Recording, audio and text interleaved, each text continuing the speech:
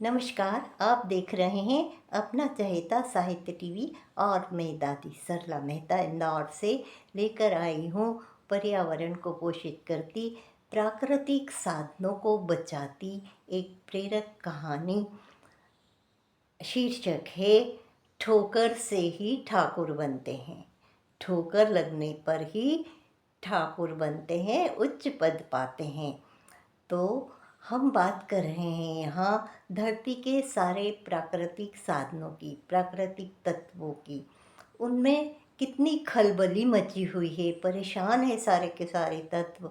और किस तरह से धरती माँ, माँ तो माँ ही होती है ना, तो वो किस तरह से सबक सिखाने का सोचती है अब इस मूढ़ मानव को। क्योंकि मानव जो है वह भी एक प्राकृतिक साधन है, प्रकृति का उपहार ही है ना, भगवान का उपहार है। तो उनके द्वारा ही इन प्राकृतिक साधनों का संरक्षण और संवर्धन हो सकता है। तो उनको किस तरह से सबक सिखाती है, ठोकर देती है ताकि वो ठाकुर बन सके। तो सुनिएगा कहानी। धरती के सारे प्राकृतिक साधन, जल, जंगल, जीव, वायु भी गंभीर चर्चा करने बैठे। जल ने प्रश्न उठाया, क्या करें इस मानव का भविष्य की कोई चिंता ही नहीं।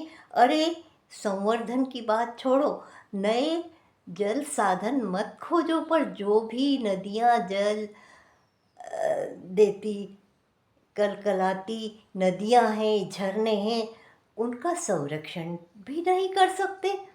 वायु ने भी विचरते हुए हाँ में हाँ मिलाई। अब वायु तो भाई स्वच्छंदता से यहाँ वहाँ घूमती है, तो घूमते घामते बोली, हाँ भाई यही हाल मेरा है।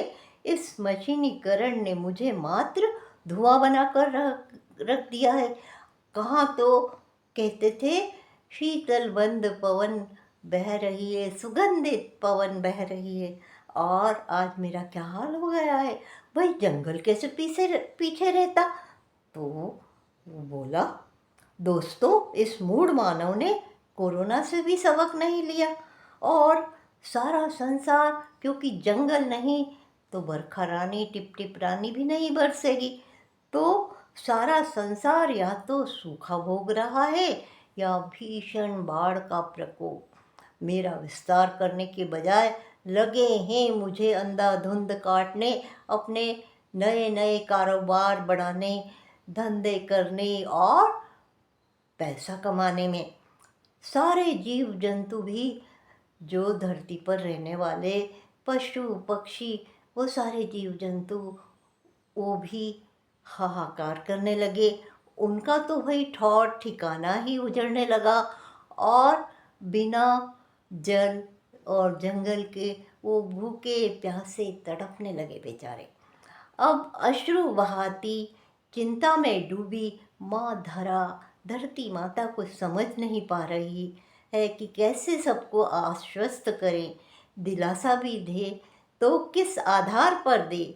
किंतु वह तो ठहरी माँ, और अगर वह प्यार लुटाती है तो झोली भर देती है, किंतु बच्चों को सबक सिखाने के लिए वह रणचंडी भी बन सकती है तो आखिर वह एक महिला रूप में है ना, धरती माँ है ना।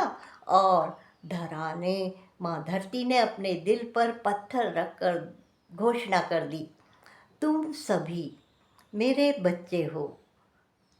सबको सांत्वना देने लगी, जल, जंगल, जीव जंतु और वायु को। तुम लोग शांति रखो, इन मूर्ख मानवों को और ठोकरें खाने दो, तभी तो वे संभलेंगे। क्योंकि आप जानते हो ना, जाके पैर न फटी बिवाई, वे क्या जाने पीर पराई। तो इनको ठोकरें लगने दो। कब तक करेंगे प्रकृति के साथ खिलवाड़। जब ठोकर लगेगी ना, तभी वो ठाकुर बनेंगे, तभी वो सुधरेंगे।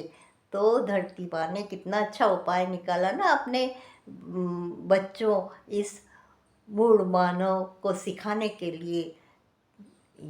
तो दोस्तों, आपको ये कहानी कैसी लगी, इसे पढ़िएगा, सुनिएगा और लाइक, कमेंट और शेयर अवश्य करिए।